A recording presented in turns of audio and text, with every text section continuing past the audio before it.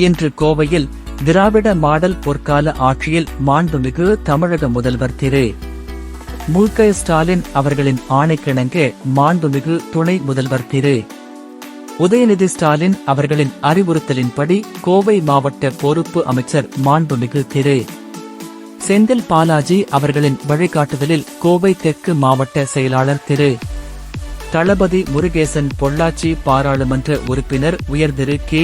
ஈஸ்வரசாமி இணைந்து தென் சங்கம்பாளையம் ஊராட்சியில் 5ஆம் ஆண்டு நிறைவு விழா, ஊராட்சி பணியாளர்களுக்கு நினைவு பரிசு வழங்குதல் மற்றும் ஊராட்சியில் புதிய பணிகள் மற்றும் சமத்துவபுரம் கிராமத்தில் 12 இலட்சம் மதிப்புடைய மின் மோட்டார் உடன் கூடிய 10,000 லிட்டர் கொள்ளளவு கொண்ட கீழ்நிலை தொட்டியை பொதுமக்கள் பயன்பாட்டிற்கு துவக்கி வைத்தனர். உடன் ஆனைமலை கிழக்கு ஒன்றிய செயலாளர் திரு டி. யுவராஜ், தென் சங்கம்பாளையம் ஊராட்சி தலைவர் திரு எஸ். ஆர். அண்ணாதுரை மற்றும் கழக நிர்வாகிகள், பொதுமக்கள் ஏராளமானோர் கலந்து கொண்டனர்.